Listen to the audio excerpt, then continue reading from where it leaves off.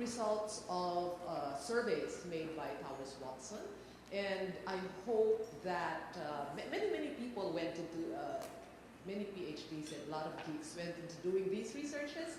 So what I'm going to show you now is work of blood, sweat, and tears of a lot of people in the global office of Towers. Okay, so just allow me 3 slides to talk about TW.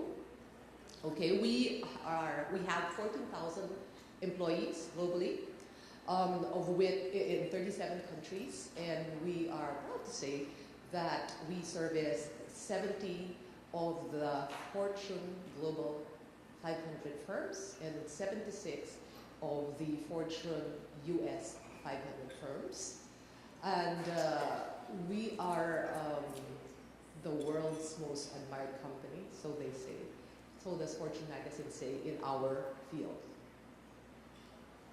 In the Philippines, we have several firms. The one that has been here the longest would be our Philippine Consulting Office that has been here for over 30 years, since 1981. Maybe some people here were not yet born. I hate you, but anyway. All right. And essentially that firm does, well, as it says, the consulting, and I'll tell you later what we actually do. The newest baby in the family would be the Towers Watson Insurance Brokers, which actually puts a license to the healthcare practice. Again, we can talk about that later. And then the rest of the 3 really are support or backroom operations that serve as they help manage or support our actuarial group, our FlexBen group, our healthcare group, our research group, etc. And they do support the rest of the world as far as Towers Watson is concerned. Now, what are our areas of expertise in the Philippines? Essentially, the 2 pillars, one that is in blue and the other that is in red. And the blue pillar is essentially our benefits practice. We have the retirement, which I guess most people know Towers Watson essentially as an actuarial consulting firm. So we do that, as well as a valuation of retirement plans. As I mentioned, health and group benefits is the newest baby. We've been doing health and group benefits for over 30 years, but specifically here we got our license to do broker services this year, and really the main reason we did that is we had a clamor globally from our clients to take it to the end, because we would always bring them from strategic planning for healthcare all the way and stop short of placement. So based on that clamor, we basically are getting licenses all over the world to do broking, healthcare broking as well. And the next you will see is benefits optimization. Most people know it as flexible benefits, and it is a growing field in the Philippines. A lot of companies are now going into flex. Task or technology and administration services, they serve as our support for our FlexBen and as our support for the research teams. Now, for talent and rewards, you have organizational surveys and insights, okay, OD work, executive compensation work, talent management, rewards, sales incentives, human resources technology. GDS, or global data services, I would say that maybe almost everybody, all the companies represented in this room, they probably join our benchmarking surveys for compensation and benefits. And we do have communication and change management advice as well. The rest, the one in yellow and the one in gray under, just mergers and acquisitions and risk and financial services, are available out of the country. But if you want to avail of these services, we can bring our consultants in. Okay, so enough about ours. As I mentioned, I am here to talk about our 2014 Medical Trends Survey. Okay, now what is it about this survey? As you can see, we track information about medical costs, what's driving them. I'm going to talk about that in a while. How we'd like to manage them, okay? And the survey results were actually taken globally from various insurers. And as you can see, we had 173 corporate respondents, excluding the respondents from the US, okay, representing 58 countries. And this survey was conducted from November 2013 up to early 2014. And if you see the regional profile, you see that APAC actually has a very large share in the number of respondents, which is the orange pie of the chart. Right. Now, this is something I'd like to share with you. Some people call it by the word, medical inflation. This is actually medical inflation. And you see that the trend is more or less the same through the years. We have 2012, 2013, 2014, so we tracked it over 3 years, and you will see the trend is that Philippines vis-a-vis Asia Pac, vis-a-vis global is actually highest. So you have APAC higher than global, you have Philippines higher than APAC, and based on the survey, the medical inflation for the Philippines within the year will be 9.8%. And how does this stack up against other things? So say, for example, CPI is what, around 3.3. So it's more than triple consumer price index. And increase in salaries are expected to be slightly less than 7%. So it is still higher than the rate of salary increase. So medical costs are rising and will continue to rise, and that's why we think we need to be able to come up with out-of-the-box solutions to manage this increasing healthcare cost. So you will see that more than half of the insurers in the region, and this is what I was talking about just like a second ago, anticipate higher or significantly higher, medical trend or medical inflation over the next 3 years. And if you focus on APAC, you will see that the red part, that big red long line, are those who really expect a very high increase in medical costs over the next 3 years. Now, what are the conditions leading to claims, all right? And mind you, these numbers are frequency, and they are not based on amount. So they are based on how often they will occur, right? The highest of which would be cardiovascular cases, and we're talking about Asia Pac. So what you're seeing is that Asia Pac is sort of becoming like a first world country already, wherein you have, this condition used to be prevalent only in first world countries. And in countries like the Philippines, respiratory used to be the highest in terms of prevalence. And now we have cardiovascular with close to 70%. But I think the thing that would probably be a little bit surprising is that cancer came into the top 3 in terms of frequency within APAC. And believe it or not, globally, Towers predicts that cancer will be number 1 in terms of frequency within just a few years. Actually, to be honest, we thought that it would already be number 1 within the year globally. So maybe you can see a little thread binding some of these together, especially in a corporate setting. Somehow a little bit stress really goes through all of that. Say, for example, cardiovascular is exacerbated by stress, we do know that. Gastrointestinal, like diarrhea, etc. If you are stressed, you get this kind of illness. Cancer, maybe yes, maybe no. There are researchers, some researchers say yes, some researchers say no, with regards to stress management affecting cancer. Respiratory, definitely if your immunity is low because you are stressed out, then you will have these types of, you will have a respiratory condition.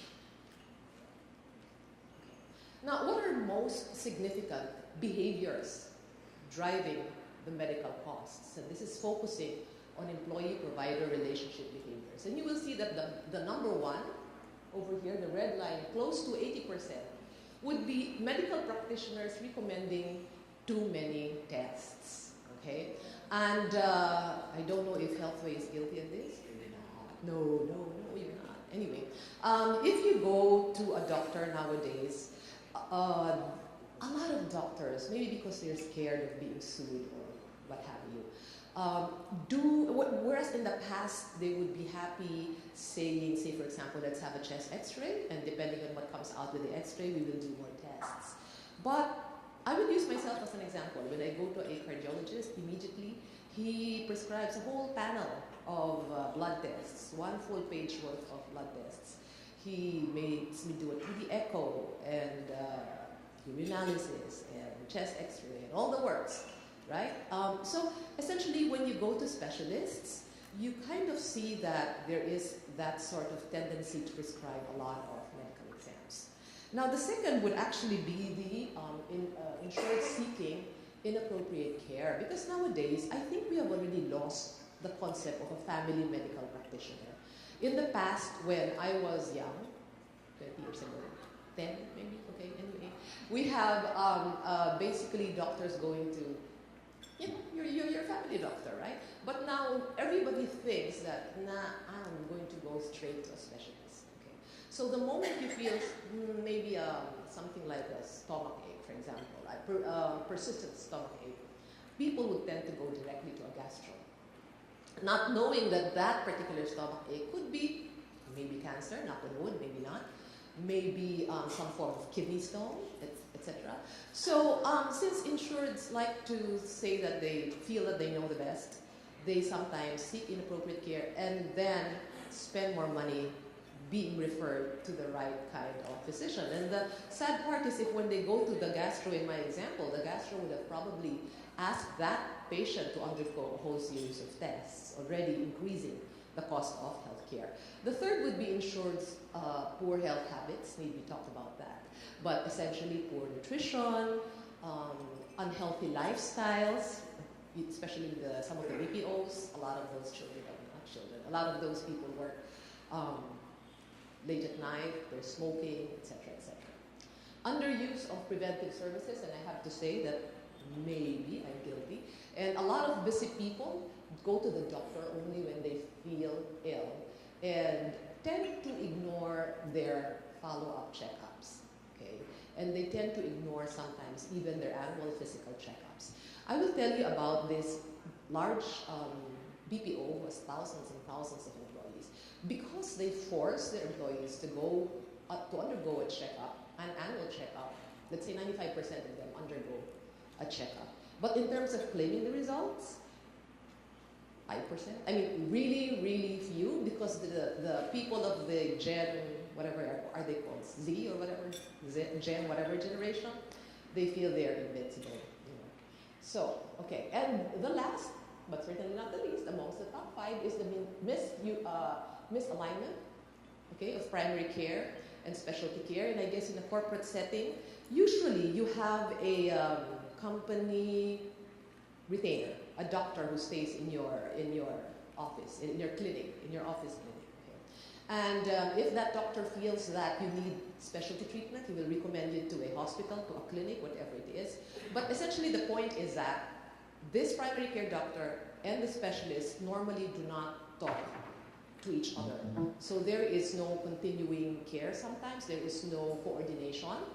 And in fact, if a company, let's call that, itago na natin siya sa pangalan ng Healthway, okay? And then an HMO, for lack of a better example, let's use MaxiCare, I don't know, some kind of HMO. So they really sometimes do not even coordinate with regards to their efforts in employing, say, for example, wellness programs within a company. Right. What are the most significant behaviors now driving medical costs? And let's talk about external behavior. Higher costs due to new medical technologies, and that's a whopping 70%. I guess we don't need to talk about this. We know we have all kinds of like gamma ray surgery, we have whatever for the MRI or God knows, all these highfalutin medical technologies coming in, and they do cost a lot to, they pour a lot of money into research, and of course you do have to put in money into training people to use this, what you would call modalities of treatment. So that's number one in terms of a cost driver, followed by, dare I say, the profit motive of providers. No? And I guess I can give you 2 examples. If you go into the emergency room of Hospital A, which is a very large hospital, and you are complaining of migraine, for example, whether you like it or not, you will be subject to a battery of tests. And before you know it, you exit the emergency room with $12,000 worth of care. And they tell you, oh, this is our ER protocol. You need it or not, you like it or not, you undergo all this battery of tests. And equally, this large hospital, Hospital B, very big as well, when you enter the ER, say, with something as simple as an ingrown toenail, essentially, they should refer you to a general surgeon, right? But they do take care of you in the ER because they think that's part of their cost also is. So, the thing about triaging, which is actually very important in ER, sometimes, especially in provincial areas, does not work anymore. We've had clients who enter the emergency room with their luggages in tow, and they're admitted, because they want to be admitted. Isn't that right? So, current or recent economic environment, okay, inflation. Need I talk about that any further? Plan designs without any cost-sharing features, like prevalent now, as we know, are HMOs. I love HMOs, let me not speak ill of them, but the plan design is such that there's no copay, there's no co-share. So employees really, in their minds, let me make sure that I totally finish or use up my maximum benefit. Not all, but some of them have that mentality. And then poor information on provider costs, and really I want to do something about that, and maybe we at Towers will be able to in the future.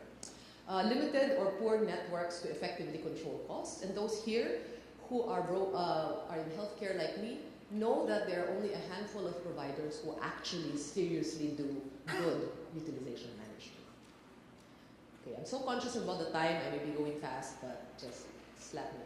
Anyway, so the percentage, of respondents that say that they offer promotion features, either directly or through a partner. So you may call this wellness, I don't know, you may want to call it whatever.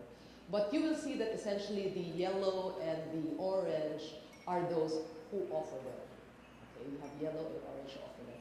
And I think if you would just by eyeballing it, you will see that among the top 3 would be the second medical opinion, your annual physical exams, and your lifestyle and physical education. So that is what is prevalent. We at Towers Watson define our world of health and wellness as we consider health and well-being products and services to mean strategies employed at the workplace with the goal of promoting healthy lifestyles. Nice to hear, but essentially what we'd like to do is have health and wellness, in the DNA of employees, such that they wake up and sleep thinking about health. Because most of our employees basically say, oh, health, that's the responsibility of my employer. That's not my problem. Okay, so what we'd like to do is make them more engaged in their own health. So I'd like to share with you the results of our Staying at Work survey. After a slide, I will tell you what this survey is all about. But let me just say that it was being done in the US for so many years now, but globally, we just started the survey late last year, and we had 892 respondents globally, of which 372 companies were from Asia-Pac. Now, amongst those 372 companies in Asia-Pac, a large number had over 10,000 employees. So you can imagine the scope and breadth of this particular survey. And what did this survey attempt to do? It really basically tried to measure, because in the past, traditionally, the mindset of people is, okay, wellness is essentially prevalence of wellness practices or endeavors within the company. But what we tried to do with this survey is to link health and productivity, or health and wellness, to productivity and business results. And this, again, involved a research of a lot of doctors and a lot of PhDs are doctors anyway, in the firm. And essentially what they were trying to see were those companies who were doing the correct health and wellness programs, were they seeing it in their business results? Essentially that. Because in companies, when the HR people try to approach management for a budget for health and wellness, management usually says, well, prove to me, what's the effect to my bottom line? So this is what we tried to do with this survey. Now, we used scoring indices. You can see it very well here. Absenteeism rates, voluntary turnover, healthcare costs, revenue per employee, market premium. In other words, these are related to business, but we tried to link them with health and wellness practices. And as a result, we saw that 20% of those who joined our survey were high effectiveness companies. High effectiveness meaning their health and productivity measures scored high on the two pillars. One is health and productivity, the other is health and business results. So they scored high on those two pillars. And the medium effectiveness companies, that would be around 25, 30%, and the rest were low effectiveness companies. So we asked them, the respondents, how do you expect your organization support, okay, of health and productivity programs to change over the next 2 years? And maybe you would just like to look and focus on the Philippines, or you see that a whopping 82% of the companies interviewed felt that the support for their programs would change over the next 2 years. Oh, by the way, I hope you're not bothered that I'm looking at this screen because, as Dr. Tan can tell you, I'm semi-blind, so can't see my thing. Anyway, we looked at whether employers aspire to more sophisticated health and productivity strategies. What does that actually mean? When you start, when you go into this path towards wellness, you basically start with having a strategy all the way to having a strategy that differentiates you from other companies. Okay? So you start off no strategy, you just offer a slew of wellness programs, and then you then adopt the strategy, right?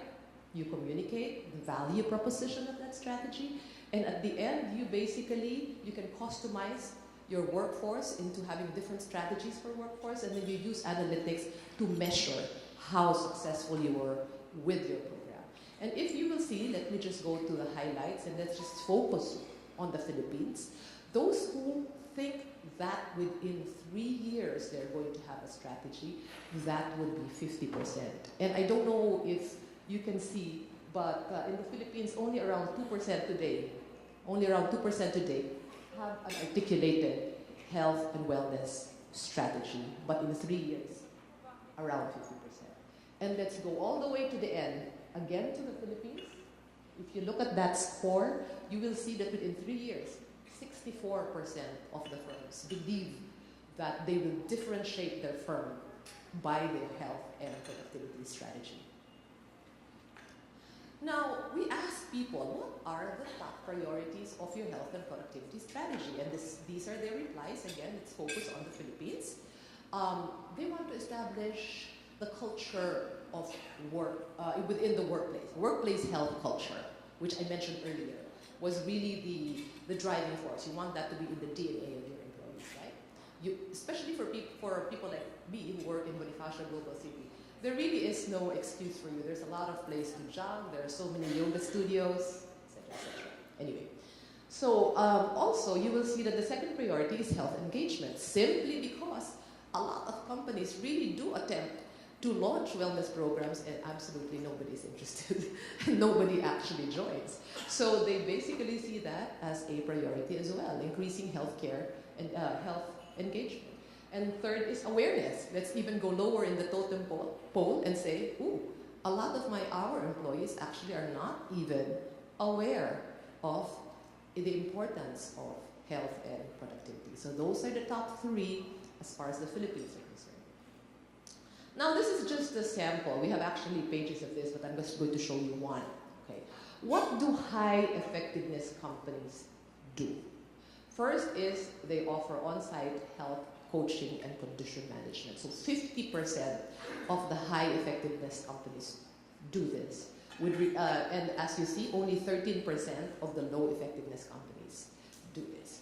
Measure employee satisfaction with health and productivity programs. I know that quite a number of the companies here do have employee engagement surveys, but not everybody actually measures employee satisfaction specifically for health and productivity programs. And the high effectiveness companies, 63% of them measure that, whereas only 26% of the low effectiveness companies measure it. Offer stress or resilience management in the workplace. 43% of the high effectiveness companies offers this. Only 16% of the low effectiveness offers stress and resilience management. Now this is the one that's tricky. Offering gym facilities or offering discounted rates to go to gyms. as you will see, they're not equal, but they're almost equal. You see 41% of high effectiveness and 36% of low effectiveness. And so essentially, why? What's happening? Why are they close? So essentially, you see, it's not just the wellness programs per se, but how you gather engagement for people to actually, in this example, use the gym.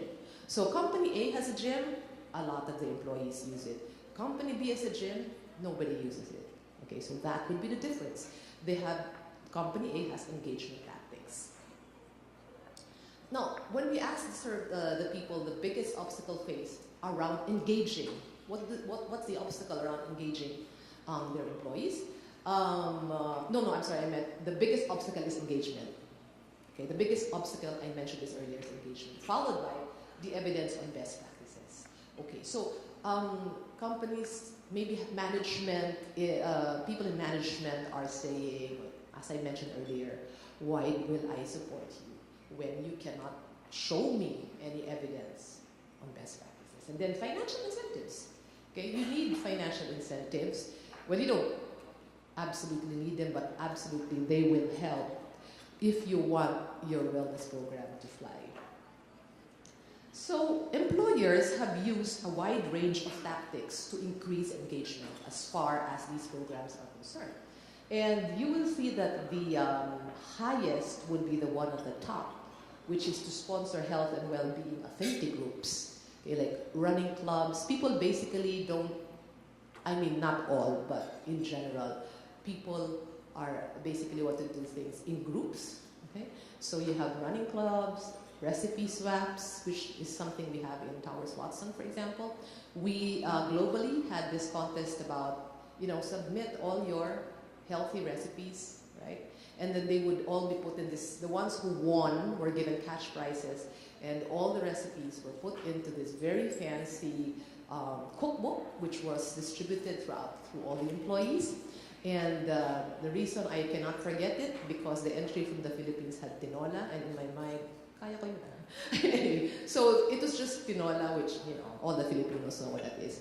All she did to win was actually put chicken breast, and then take out the skin of the chicken. But anyway, that's just as an aside, no?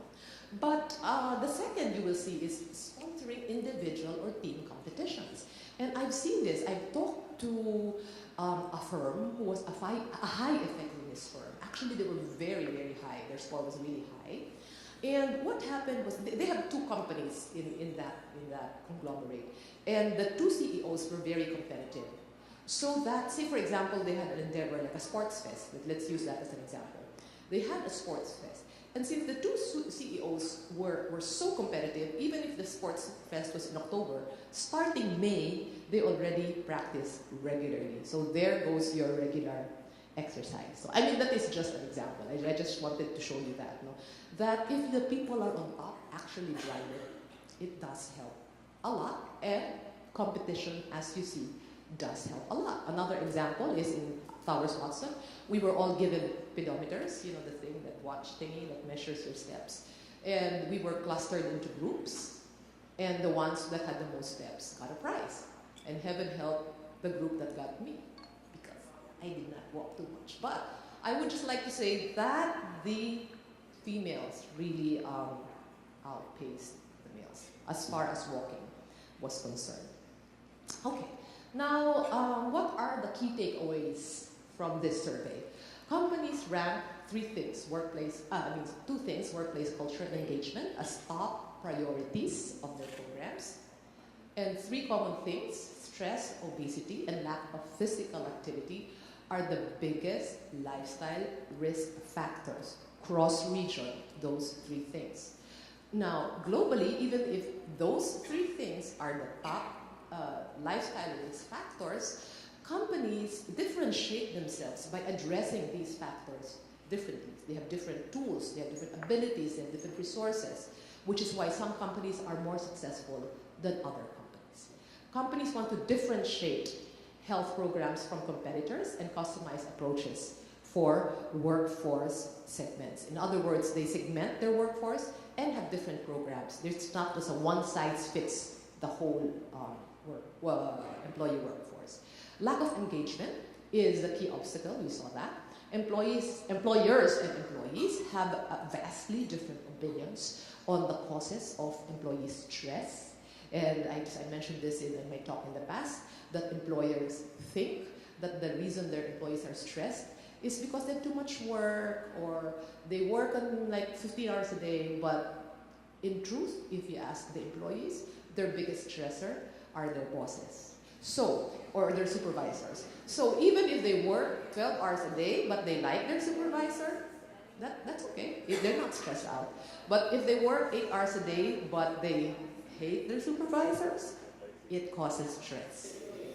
High effectiveness organizations are doing a number of things differently, obviously, because they became high effectiveness companies, and the results are far better than their peers. So how does that translate into metrics?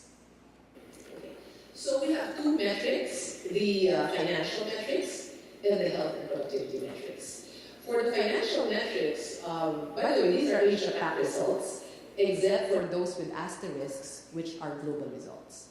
So in terms of the financial metrics, it turned out that high effectiveness companies had 2 percentage points lower voluntary turnover. And you might say, just two, but you know, that actually counts, that's big, that counts into the thousands. They had 1 fewer less absence day. They had over 20% points higher market premium. Tobin's, it's a measure of the business result. 34% higher revenue per employee. Simply revenue divided by headcount, so higher revenue per employee. With regards to health and productivity, the high effectiveness companies had 5 percentage points higher participation in health risk assessments, or HRAs, 20% points higher participation in lifestyle behavior coaching programs, and 21% points higher participation in employee assistance plans. And just as a matter of curiosity, can I have a show of hands, which companies here actually have EAPs, or employee assistance plans? Okay. Ooh, hey, that's rare. It's very prevalent in the US, actually. EAPs is, you call a hotline, you call like a 24/7 hotline for counseling. So if you're feeling depressed, sad, lonely, whatever, you have money problems, you have utang up to here, right? You just need somebody to talk to. You can call this hotline. Okay, now what do you want to do? What should you do? What does one do if you want to embark into a journey of wellness? Okay. Obviously, we can sit down with you and do some sort of strategic, try to figure out your needs, where do you want to go, we figure out your objectives, come out with a needs analysis, and then, why did it go there? But anyway, forget it. I was going to tell you that forget the slides, but anyway, we have a tool called ACA, or Avoidable Claims Analysis, wherein what we do is, usually when you get results from your HMO, you see, oh, these are our top illnesses, or cardiovascular, blah, blah, blah, blah, blah, number 1, number 2, respiratory, number 3, and so forth and so on. Whereas the ACA tool, or the Avoidable Claims Analysis tool, will actually rank your illnesses by how avoidable they are. So, for example, lack of self-care can come up as number 1, and things like that, okay? So if you have a whole pie, you have a 100 million peso pie worth of claims, the software churns out, oh, amongst this 100%, 40% of that are avoidable.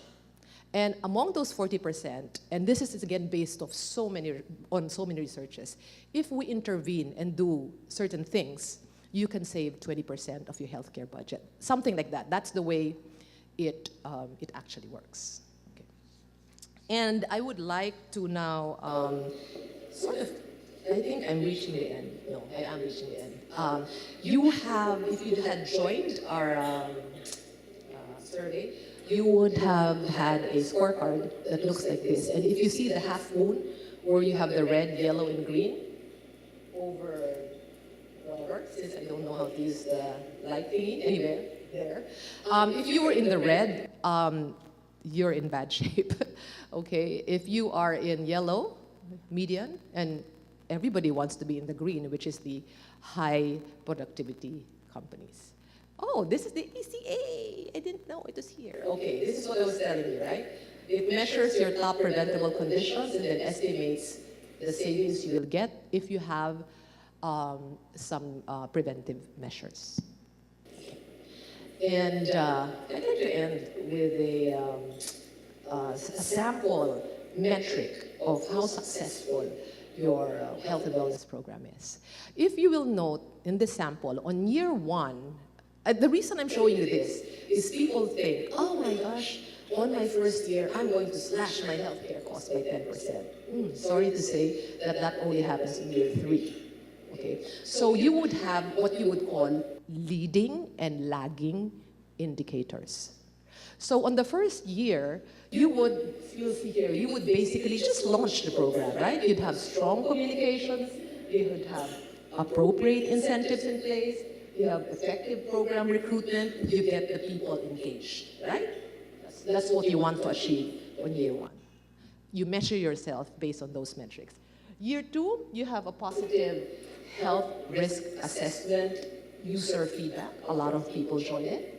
Reduction and stabilization of lifestyle and clinical risk factors. Okay, maybe fewer people are smoking. And that's just an example, or those are called lifestyle factors. Okay, improvement in workforce performance and customer satisfaction. Reduction in workplace compensation incidents, and that is not the STD we know, but those are sick days. Okay, and in the middle of year 2, you will have a reduction in unscheduled time off. Presenteeism, people in HR know what that is, right? You're at work, but God knows you're not really working.